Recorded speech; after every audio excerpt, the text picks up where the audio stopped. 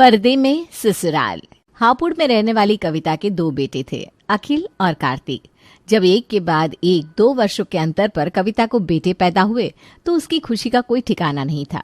कविता ने हमेशा एक बड़े सुखी संयुक्त परिवार का सपना देखा। उसकी इच्छा थी कि उसके दोनों बेटे एक ही परिवार में एक ही छत के नीचे मिलजुल कर खुशी से साथ रहे। इसलिए जब से अखिल और कार्तिक ने अपना होश संभाला था, कविता ने उनके अंदर अच्छे संस्कार भरने की पूरी कोशिश की थी। धीरे धीरे समय बीता और कार्तिक और अखिल की शादी की उम्र हो गई। सुनते हैं जी, मेरी निर्मला काकी है ना, उन्होंने अपनी भतीजियों का रिश्ता भिजवाया है। दोनों चचेरी बहनें हैं। अगर हमें ये रिश्ता जच जाए तो दोनों भाइयों की शादी हम लोग एक ही मंडप से कर सकते हैं। क्या भाग्यवान, एक ही परिवार की 2 बेटियां बहू बनाकर लाओगी। मुझे तो ये बात कुछ खास जच नहीं रही। देखिए जी, एक बार को देवरानी जेठानी के बीच में मन मुटाव हो सकता है, लेकिन बहनों के बीच में तो प्यार ही होता है। दोनों बहनें एक ही घर में ब्याह कर आएंगी तो देवरानी जेठानी वाली स्पर्धा भी नहीं होगी उनके बीच में, और हमारा परिवार भी हमेशा ऐसे ही जुड़ा रहेगा। देखिए, मेरे मन में सबसे बड़ा डर ना इसी बात का है कि कहीं बेटों की शादी के बाद मेरे परिवार में दरार ना पड़ जाए। और अपने इसी डर को दूर करने के लिए मेरे मन में ये विचार आया कि अगर मैं दोनों बहनों को ही देवरानी जेठानी बनाकर ले आऊं तो सारी समस्या ही खत्म हो जाएगी। देख लो भाग्यवान, जैसी तुम्हारी मर्जी। मैंने तो अपनी राय तुम्हें बता दी है, बाकी जैसा तुम ठीक समझो। पति की तरफ से हाँ होते ही कविता मीता और मिनी को देखने के लिए उनके घर पहुंच जाती है। कविता को दोनों लड़कियां पसंद आ गई थी। शादी में होने वाली थोड़ी बहुत औपचारिकताओं को पूरा करने के बाद जल्द ही कविता के दोनों बेटे मीता और मिनी के साथ शादी के बंधन में बंध गए थे। शादी के बाद, माँ जी खाना तैयार हो गया है, आपका और बाबूजी का खाना लगा दूं? अरे नहीं बेटा, अभी नहीं। कार्तिक और अखिल को आ जाने दो, फिर सब लोग साथ में बैठकर खाना खाएंगे। माँ जी, कार्तिक का फोन आया था, कह रहे थे मैं आपको खाना खिला दूं। उन्हें आने में शायद लेट हो जाएगा, वो बाद में अपने कमरे में खाना खा लेंगे। कार्तिक ऐसा कह भी कैसे सकता है? वो अच्छी तरह जानता है कि जब तक वो और अखिल घर नहीं आ जाते मैं खाना नहीं खाती। कोई बात नहीं बेटा, कार्तिक को अक्सर ऑफिस से आने में लेट हो जाता है, मैं इंतजार कर लूंगी। अजीब जबरदस्ती है। कोई जरूरी है क्या कि हम सबके सब साथ बैठकर ही खाना खाएं? अरे नहीं नहीं, शादी हुई है हमारी, पति पत्नी को क्या थोड़ी सी प्राइवेसी नहीं दे सकती ये लोग? खाना खाएंगे तो सबके सब चिपक कर खाएंगे, चाय पियेंगे तो सब चिपक कर पियेंगे। पता नहीं क्या मुसीबत है।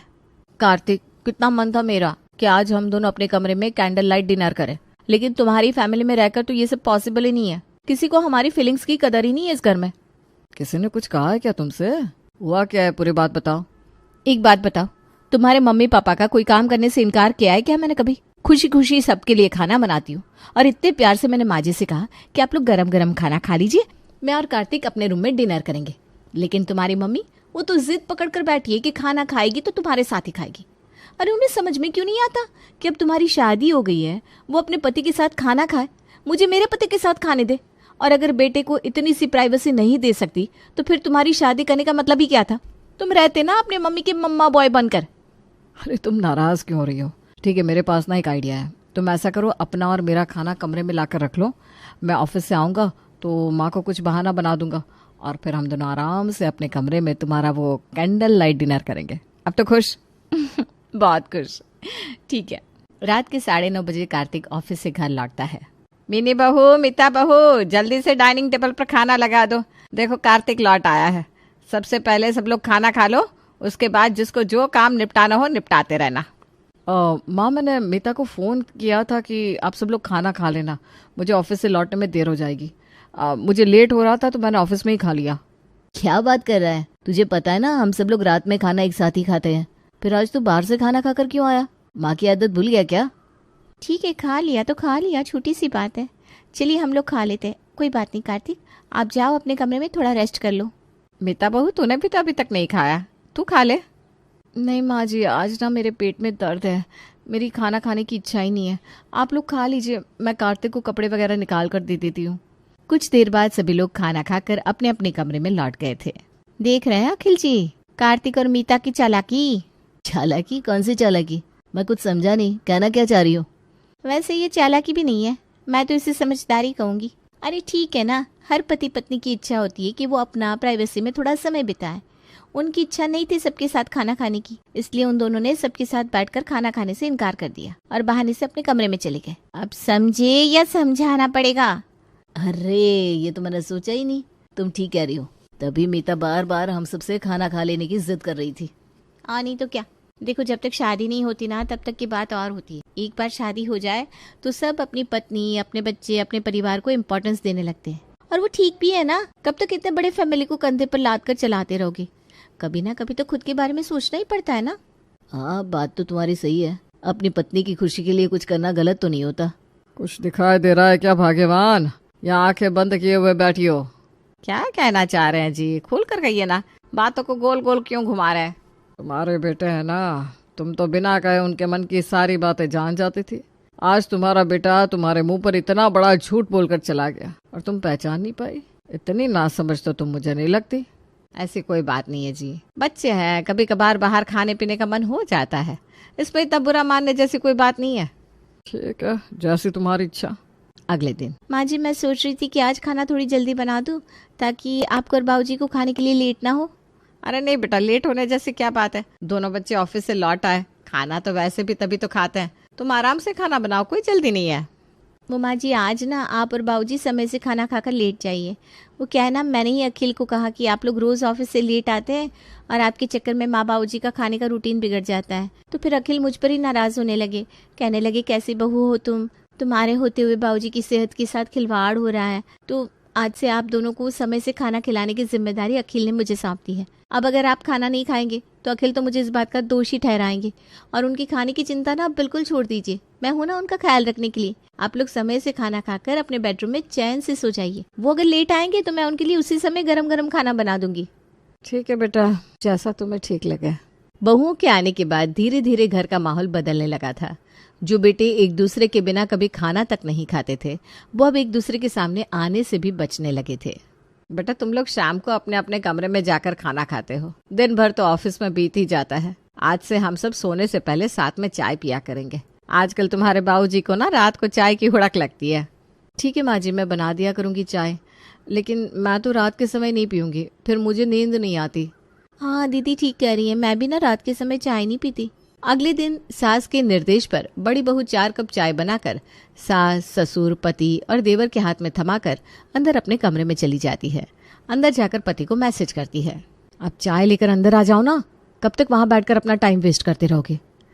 देखो यहाँ मैंने बहुत अच्छी फिल्म सिलेक्ट करके रखी है, थोड़ा सा तो टाइम मिलता है एक दूसरे के साथ, उसमें भी मम्मी जी रोज नए नए तरीके ढूंढती रहती है। पत्नी का मैसेज पढ़कर बड़ा बेटा कार्तिक तुरंत अपने कमरे में चला जाता है। बड़े भाई को अपने कमरे में जाते देख छोटा भी बहाने से अपने कमरे की तरफ निकल जाता है। अच्छा हुआ कार्तिक भाई आपने आप ही अपने रूम में चले गए। मुझे समझ में नहीं आता, पूरे दिन थक हार कर आदमी थोड़ी देर अपनी बीवी के साथ में समय बिताएगा या बैठकर भाई की शक्ल देखेगा। वो गए तो हमें भी अंदर आने का मौका मिल गया। बिना बात वहां बैठकर उनकी शक्ल देखनी पड़ रही थी। 2 दिन बाद, बेटा वो सक्सेना जी के यहाँ शादी में जाना है। मैं सोच रही हूँ कि तुम 4 लोग साथ में चले जाओ। अब शादी ब्याह का फंक्शन अटेंड करते हुए ना बच्चे ही अच्छे लगते हैं। मम्मी अखिल को बोल दो ना, वो चला जाएगा। और वैसे भी 13 तारीख की शादी है ना उनके यहाँ। 13 तारीख को तो मैं और मीता अपनी एक फ्रेंड के यहाँ डिनर पर जा रहे हैं, हम उनके साथ नहीं जा पाएंगे। ठीक है बेटा, तुम देख लो, मुझे जो ठीक लगा मैंने कह दिया। माँ जी की ना आदत ही खराब है, जब देखो तब जबरदस्ती मुसीबत हमारे गले में बांधने के चक्कर में लगी रहती है। ऐसा कौन सी किताब में लिखा है कि जहाँ जाओ पूरे खानदान को बांधकर साथ में लेकर जाओ। मीता माँ बोल रही थी अखिल के साथ शादी में जाने के लिए, मैंने तो साफ मना कर दिया। उनके साथ जहाँ भी जाऊँ खर्च मैं ही करूँ। अरे मैं बड़ा हूँ तो इसका मतलब ये थोड़ी ना है कि मेरे पास पैसा है। गाड़ी बुक करने से लेकर शादी में शगुन डालने तक अखिल की जेब से तो चवन्नी भी नहीं निकलती। खर्चा मैं करूँ और वाह भाई वो बटोरे। जिसको शादी में जाना है अपने खर्चे पर जाए। मैंने तो माँ से कह दिया कि हमें अपने किसी दोस्त की यहाँ पार्टी में जाना है। अरे लेकिन अब किसकी पार्टी में जाएंगे हम, और अगर नहीं जाएंगे तो माँ जी को कैसा लगेगा। तुम उसकी चिंता मत करो, उस दिन हम लोग मूवी देखने चलेंगे, डिनर करेंगे, साथ में टाइम स्पेंड करेंगे। उनके साथ शादी में जाकर मूड खराब होना था, पैसा भी खर्च करे और मूड भी खराब करे। भाग्यवान, कुछ समझ में आ रहा है तुम्हें कि हवा किस ओर बह रही है। अभी भी झूठे गुमान में जी रही हो तुम कि तुम संयुक्त परिवार में रहती हो, या फिर टूट गया तुम्हारा गुरूर। देखिए जी, आप ना बस हर समय मेरे बेटों के पीछे पड़े रहते हैं। ऐसा क्या कर दिया मेरे बेटों ने जो आप ये सब कह रहे हैं। बच्चों की अपनी जिंदगी है, जाना होगा कहीं उन्हें पार्टी में, और अपने माँ बाप के सामने भी बच्चे खुलकर ना बोल पाए तो और कहाँ बोलेंगे। अगले सप्ताह, बताओ माँ क्या बात है, आपने अकेले में मुझे मिलने के लिए बुलाया। अरे बेटा तू भूल गया क्या, 20 तारीख को कार्तिक का जन्मदिन है और मैं चाहती हूँ कि उसका जन्मदिन हम सब धूमधाम से मनाएं। माँ की बात सुनकर अखिल सोच में पड़ जाता है। अरे माँ, आपको पहले बताना चाहिए था ना। अब तो मैंने और मिनी ने 18 तारीख से 22 तारीख तक की मनाली की टिकट करा रखी है। हमें तो याद ही नहीं था कि भैया का जन्मदिन आ रहा है। चलो बेटा ठीक है, कोई बात नहीं, तुम अपने जाने की तैयारी कर लो। अखिल वहां से सीधा अपने कमरे में जाता है। क्यों बुलाया था मम्मी जी ने अकेले में मिलने के लिए, क्या बात है? अरे वो तो सही समय पर मेरा दिमाग काम कर गया, वरना मम्मी ने तो आज फंसा ही दिया था। बिना बात कौन अपना टाइम और पैसे वेस्ट करेगा। मैंने तो कह दिया कि हम लोग मनाली जा रहे हैं। मनाली? हम तो मनाली नहीं जा रहे। अभी तक नहीं जा रहे थे, लेकिन अब जाएंगे। 20 तारीख को भैया का जन्मदिन है, उसी की सरप्राइज पार्टी रखने के लिए माँ ने मुझे बुलाया था। अरे मुझे कोई इंटरेस्ट नहीं है ये सब करने में। अगर पैसे खर्च करनी है तो हम लोग अपने ऊपर नहीं करें क्या? पति की बात सुनकर मिनी खुश हो जाती है। कुछ देर बाद जितेंद्र घर लौटता है तो देखता है कि उसकी पत्नी कविता उदास बैठी हुई है। अब क्या हुआ, फिर से कोई कारनामा कर दिया क्या तुम्हारे बेटों ने? ऐसी कोई बात नहीं है जी, वो मेरी इच्छा थी कि कार्तिक का जन्मदिन इस बार हम लोग धूमधाम से मनाएं। इसी के अरेंजमेंट के लिए मैंने अखिल को बुलाया था। और तुम्हारे बेटे ने कोई बहाना बना दिया होगा, यही ना? बहाना नहीं, उस बेचारे को याद नहीं था, उसने गलती से मनाली की टिकट करा ली है। बुलाओ तो जरा अपने बेटे को। अरे रहने दीजिए ना, क्यों छोटी छोटी बातों पर नाराज हो जाते हैं आप? नाराजगी जैसी कोई बात नहीं है, तुम उसे बुलाओ तो सही। कविता अखिल को बुलाती है।